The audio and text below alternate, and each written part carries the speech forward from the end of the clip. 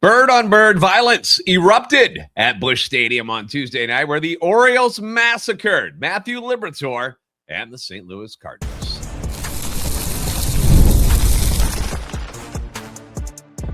You are Locked On Cardinals, your daily St. Louis Cardinals podcast, part of the Locked On Podcast Network, your team every day.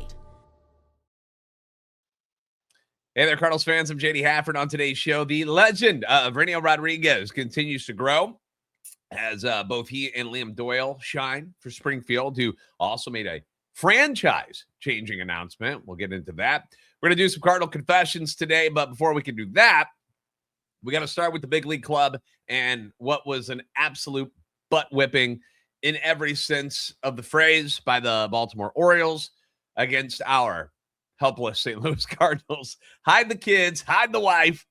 If you're squeamish, I hope you didn't have to sit through that massacre that we witnessed on Tuesday night at Busch Stadium, where the Orioles, who came into the game at 63-68, mind you, but because the American League stinks this year, they are competing for a wild card spot. Meanwhile, the Cardinals were at 66-66, and we're 5.5 back after getting swept in Philly.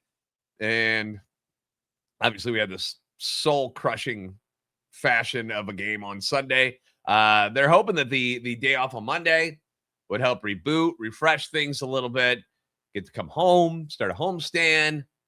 Didn't start great. Didn't start great with the announcement that Masyn Winn was going on the IL. Nolan Gorman got recalled. And yes, he was hitting home runs at Memphis. And yes, he had an OPS over 900 in August. But until he shows us that he can do that in the big leagues, I don't care. Like, good for him. Do what you got to do to get back to the big leagues, but now we need to see results at the big league level. Then the game starts. Matthew Liberatore got the nod after pitching beautifully in Cincinnati until he grooved that gopher ball to Sal Stewart, which ruined the whole game. Home runs, one bad inning, literally story of a season, right? Not an ideal start when the first batter, Matt Holliday's son and former number 1 overall pick, Jackson Holliday, pulls off the swinging bunt and Libby throws it away. I'm like, bro, all that stuff they practice in spring training where they have them doing drills over and over again. Cardinals make a lot of errors with their pitchers. It just feels that way. I don't even know where they rank as far as errors among pitchers, but gosh, it seems like there's a bunch of them, right? Peete was next. He works a 7-pitch at bat with a single to left field. Now you got first and third, nobody out, and I'm thinking, here we go again. Here we go again. Libby's going to get blown up here in the first, but he didn't. He locks in, gets a pop out, 2 strikeouts, and he escapes. All right. No issues in the second inning. Okay. But then in the third inning, the O's number 9 hitter, Leody Taveras, works an 8-pitch at bat that ends with an infield single that J.J. Weatherholt, who was playing shortstop because Masyn Winn is out, makes a nice play on, but just doesn't have the cannon that Masyn Winn has. Nobody does really on the infield. Maybe a couple of people, but most people don't have it either. And he's not able to get the out of first base. This flips the lineup over. Jackson Holliday singles, and now it's Alonso with 2 on and nobody out. And he waits back on a changeup from Libby that ends up landing 435 feet away from home plate in the left center field stands, just to the side of the bullpen there. 3-0 Orioles. 22nd home run of the season given up by Libby. But it wouldn't even be the farthest ball hit in the inning. Gets the next 2 outs, lays a first pitch fastball to Christian Encarnacion Strand right over the heart of the plate. He clobbers it. 450 feet. Longest home run hit at Busch Stadium this season. Makes it 4-0. 23rd home run of the season against Matthew Liberatore. And you're hoping this might be the one bad inning that Libby always seems to have to work through.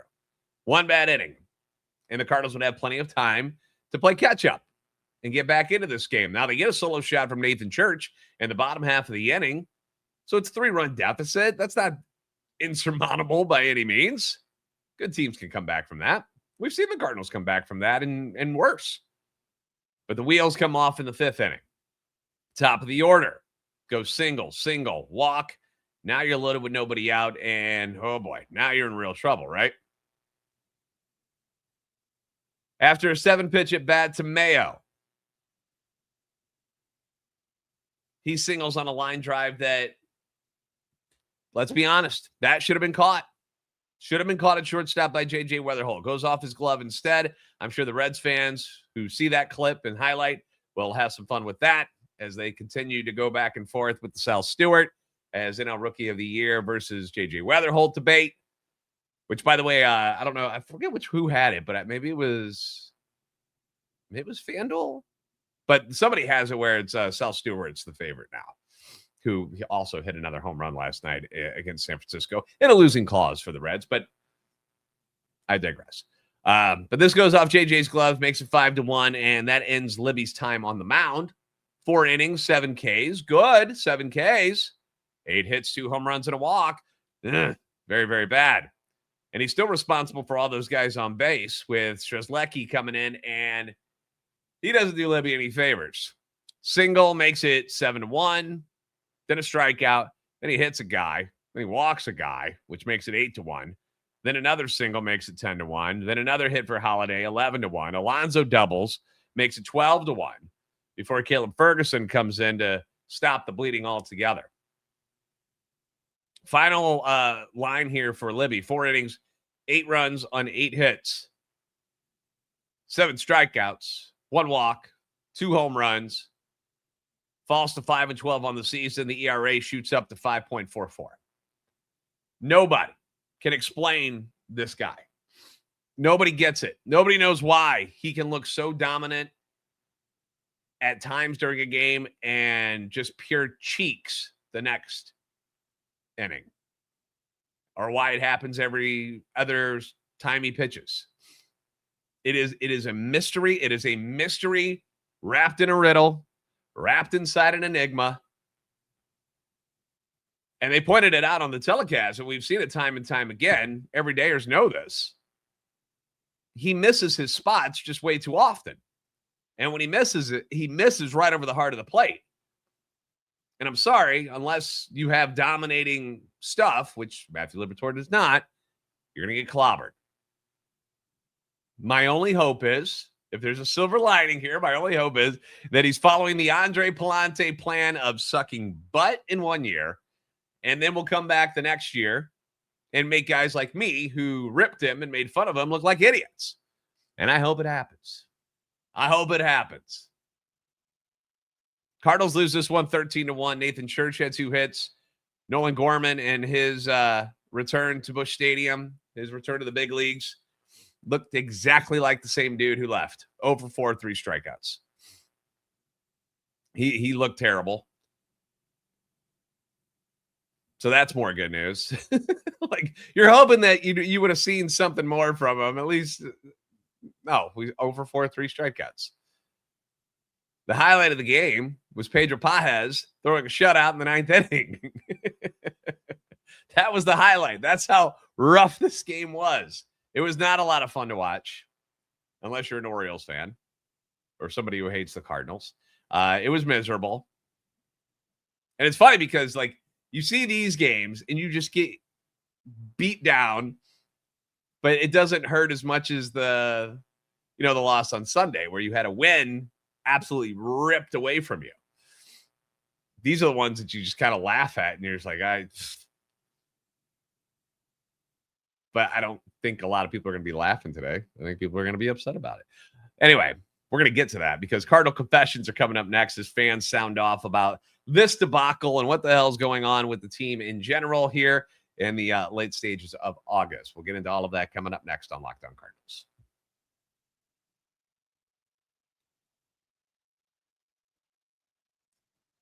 Locked On Cardinals is brought to you by FanDuel. Baseball fans, if you think you know who's hitting a homer today, FanDuel is giving you a free chance to call your shot with Daily Dingers. It's easy to play. Just make your free pick on whoever you think will hit a home run in their game.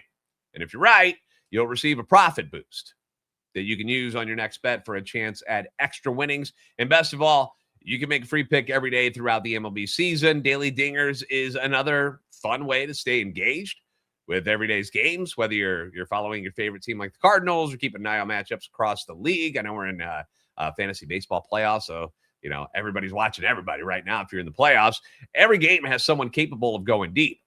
Now you get the chance to make your prediction before first pitch. Sometimes you're going to look at whether it's a guy who's been on a hot streak, maybe a favorable pitching matchup, or even a ballpark that tends to give up more home runs. Those are always things that I look at before I make my daily dingers pick. It makes sense. It's smart. Pete Alonso last night, 4 for 4. Home run. Continues to mash no matter what ballpark he plays in. He doesn't need no little weenie ballpark. He'll hit him out of Busch, no problem. Seems like a good bet to me. Michael McGreevy's on the mound. He's giving up a decent amount of home runs. I like my odds that Alonso's going to launch one. So are you ready to play your game today? Join all the action at FanDuel.com. That's FanDuel.com to play Daily Dingers and make a free pick on who's hitting a homer. Play ball and swing for the fences on FanDuel, an official partner of Major League Baseball.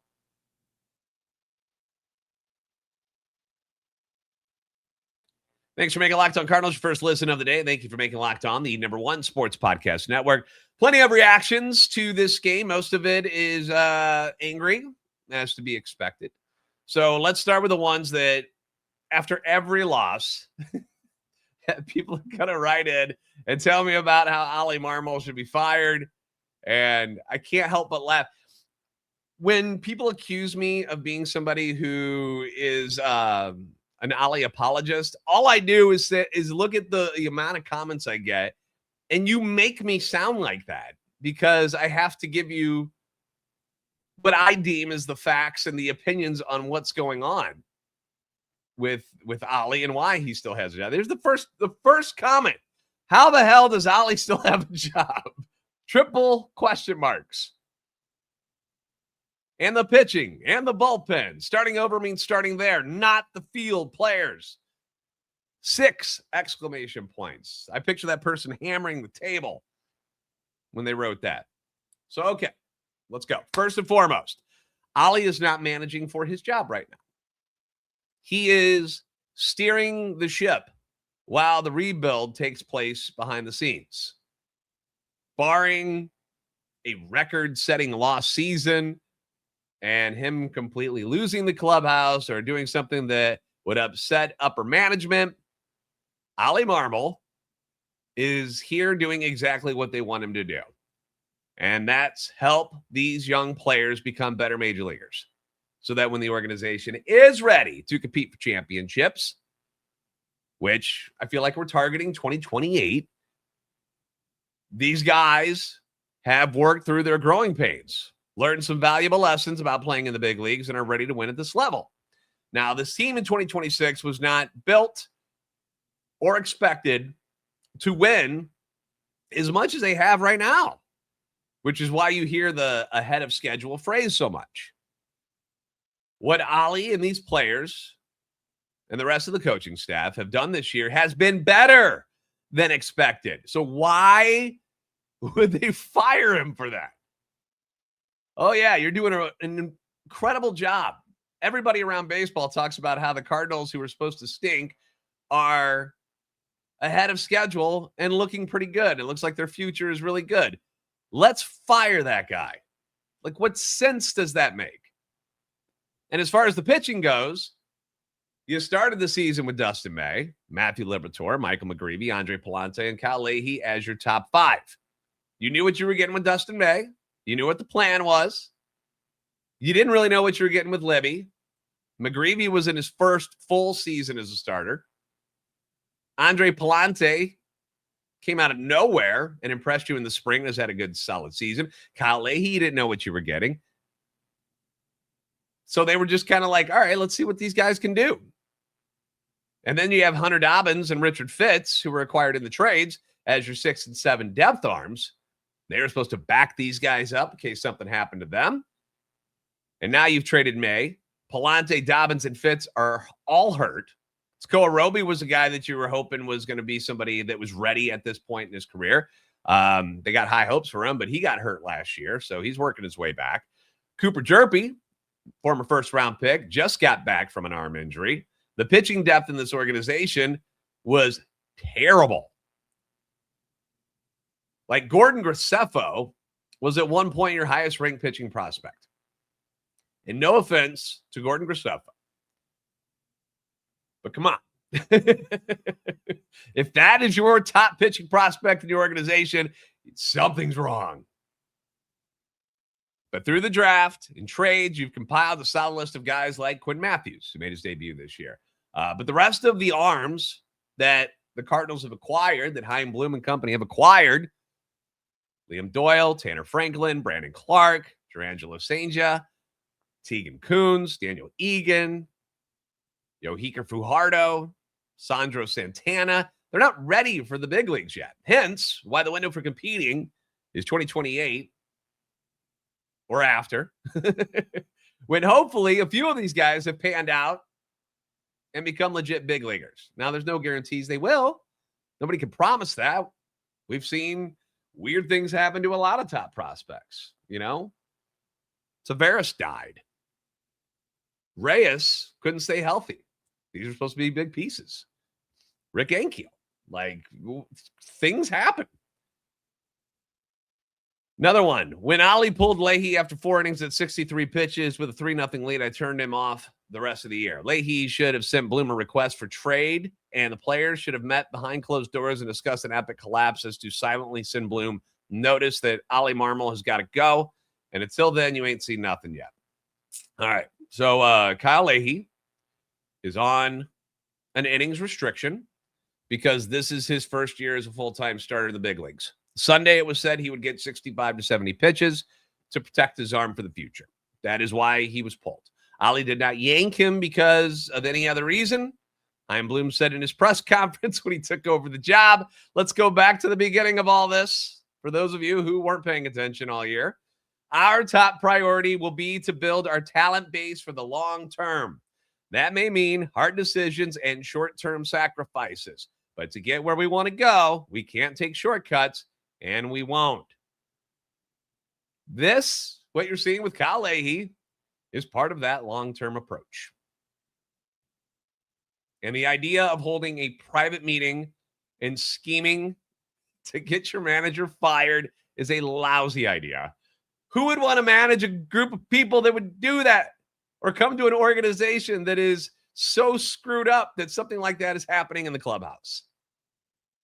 That's the type of team you want to support, one that has mutiny on their mind in August? Stop it. Stop it. Stop it. Stop it. Next one. Be honest, JD, with the loss of Palante and Dobbins, plus the limited pitch count for Leahy, not to mention Libby can't go past 4 or 5 innings, and Masyn Winn on the IL. Are we witnessing the white flag being waved to surrender the 2026 season? I'm never going to accuse these guys of quitting. 4 games ago, they were only a couple games out of the wild card.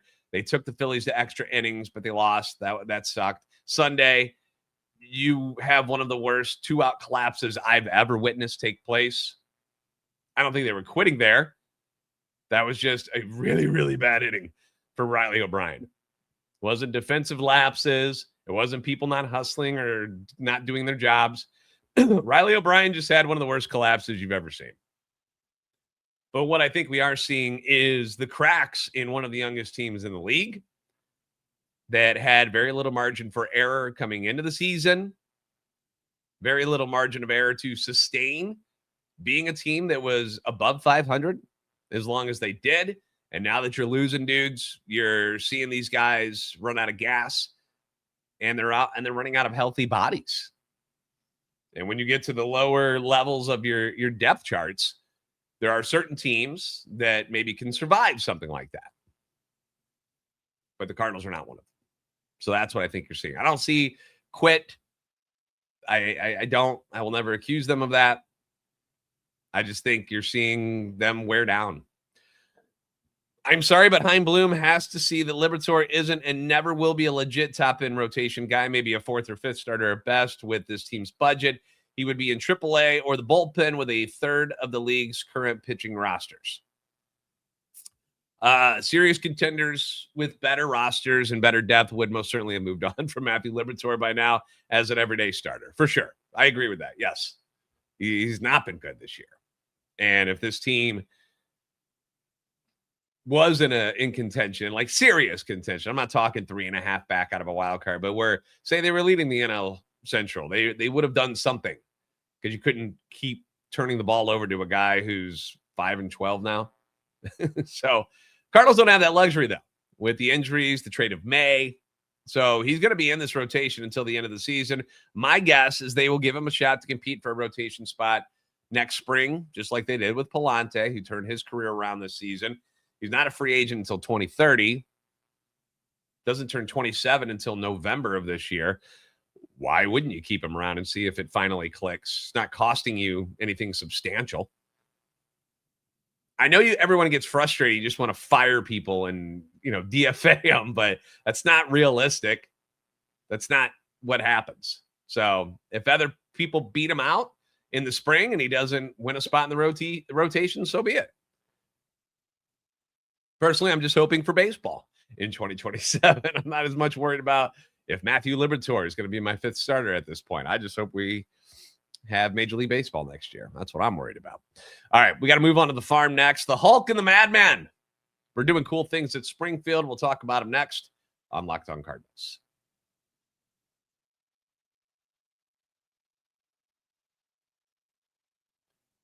A big thank you to our friends at Amazon for this limited break, this back-to-school season. Spend less on your kids with Amazon. Now, we all know how crazy the back-to-school shopping experience can be. We've all been there either as a parent or as the kid. It starts with a few items on the list, and then suddenly you got to shop for supplies and clothes, lunch gear, tech, and about 10 other things you didn't see coming, and it all adds up really fast. You get that teacher supply list, it arrives, and somehow every item feels completely reasonable on its own. And then you add everything together and realize how much stuff one kid needs for one school year. It's wild. When you buy clothes for back to school, then your kid has a growth spurt like 2 weeks later, and you're right back where you started. Sometimes it genuinely feels like they're growing up faster than your budget can keep up. And when you buy your supplies and find yourself asking, how does a calculator become one of the more expensive items in the cart? You're not expecting to do math. Start costing yourself money before school even began. It feels like there's a life lesson in there somewhere. We're still trying to figure it out, though. So remember, with Amazon's low back-to-school prices, just spend less on your kids, because every dollar you don't spend on them is a dollar you haven't spent on that. Shop back to school at Amazon and spend less on your kids.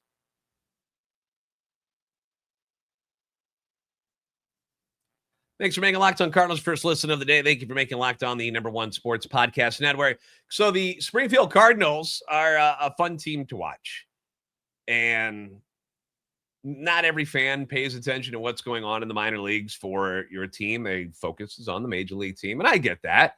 But with the Cardinals and the organization being where they are, I've paid as much attention to the minor leagues as I have the major leagues this year, because the future of this team is down there at Memphis and Springfield and Peoria and Palm Beach. This is what we're growing towards, to that championship window opening up, hopefully in 2028. A lot of the Cardinals' best young talent right now is at Springfield, learning to play together, learning to win together. Leading off in center field, you got Peete, your 17th ranked prospect. Batting second, your #1 prospect, and catcher Raniel Rodriguez. Third, shortstop Jesus Baez, who is somehow your 15th ranked prospect on MLB Pipeline, which is insane to me. Batting cleanup in left field is Josiah Ragsdale, who you just got from Milwaukee. He's your #11 prospect. 22-year-old third base prospect Daniel Ortiz is batting fifth for them. Not even ranked in the top 30, but I feel like he's a top 30 talent for sure. Jack Urovich is at first base. He's your #27 prospect. Pitching-wise, excuse me, your #2 prospect, Liam Doyle. Tanner Franklin at #5. You got Fajardo in at #13. Daniel Egan is #22. Sandro Santana is #24. It's a pretty incredible pool of players, and they've now won 8 in a row after beating San Antonio 8-0 last night. Doyle, a.k.a. the Madman, picked up his 5th win after going 5 1/3 shutout innings. 4 hits, 1 walk, 6 strikeouts, 4 starts this month. Liam Doyle is now 3-0 with a 1.31 ERA, 29 strikeouts in 20 2/3 innings. Very impressive stuff. You love seeing the growth. Remember when he was pitching last year and the walks were a major issue, and you were seeing some ugly lines even earlier this season as he worked on things. But here we are, back end of August, and my guy's on a roll right now. Liam the Madman Doyle. Love it. 8 runs on 15 hits last night for the offense, who was led by the Hulk, Raniel Rodriguez. Second time in his last 2 games, he hit 2 home runs in a game. Both of these were solo shots, 18th and 19th of the season. At Double-A, he's got 23. 18th and 19th of the season at Double-A. On the season overall, he's got 23. He's now batting for the season with Springfield. He's at 325. And in the month of August, he's now hitting 452 with 8 home runs and 19 ribbies in 17 games. Was just named the Texas League Player of the Week for last week. Second time he's taken home that honor. The kid is a dynamo, and he's hitting the crap out of everything that's thrown his way. Josiah Ragsdale, 3 for 4 in the game, including his 3rd dinger since getting traded to the Cardinals from the Milwaukee Brewers organization. 22nd overall home run for him on the year. Daniel Ortiz, as I mentioned, 3 for 4, 3 ribbies. He's been injured this year. Hit his 7th home run. He's only played 48 games at Double-A this year. He's a talent I'm keeping an eye on. Gurovich, 3 hits, 2 ribbies. Peete, 2 hits. But what Doyle and Rodriguez are doing is got to be turning heads for the Cardinals front office. They got to be itching to get their hands on these guys. They got to go to Memphis first, obviously. I mean, you could pull them all the way up if you want to, but that's not going to happen. But they got to go to Memphis first. So when will that happen? Well, rosters expand in September, not like they used to for my old schoolers, where like the whole minor leagues would come up. You only get a couple of extra spots there. I think it's 3 total. So when that happens and they pull some people up, that should open some spots for guys at Memphis that people from Springfield could come up. So we'll see. I don't know. I don't know what the plan is for them, but the future continues to be bright for both Doyle and Rodriguez. The team, Springfield Cardinals, also announced that beginning in 2027, they're no longer going to be known as the Springfield Cardinals, which is a big deal. The franchise is going to undergo what they call a rebrand following the conclusion of the 2026 minor league baseball season. Beginning in 2027, the team will adopt a new name, logos, and uniforms, but they will continue to call Route 66 Stadium, their home ballpark, as St. Louis's Double-A affiliate. So it's not like they're punting on the Cardinals and they're not going to be with them anymore. They will. The team's going to unveil the new name, the branding, and marks at a free brand launch party at the stadium in Springfield on Tuesday, October 6th. So if you are in that vicinity, check it out. Send us pictures and stuff. Timing and more information will be made public in the coming weeks. So that's a big deal. Back to the big league club, Cardinals and Orioles back at Busch Stadium on Wednesday night. It's Michael McGreevy against Kyle Bradish. See if we can have a more competitive game. Like, I know we laugh when we lose 13-1.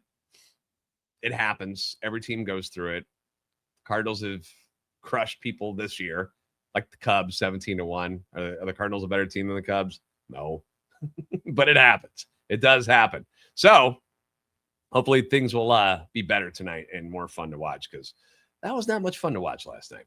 Thanks for making Locked On Cardinals first listen every day. If you haven't already, give us a follow on X at @LO_Cardinals, TikTok, Instagram, and Locked On Cardinals. Like, subscribe on YouTube. For your second listen, check out Locked On MLB Game Night. Every game, every night until the World Series champion is crowned. Get local analysis, but on a national scale. You can find MLB Game Night on the Locked On MLB YouTube channel or wherever you listen to your podcasts. You guys are the best fans in baseball for a reason. We will see you next time on Locked On Cardinals. Enjoy the rest of your Wednesday, and rest in peace, Dolly Parton. That was sad.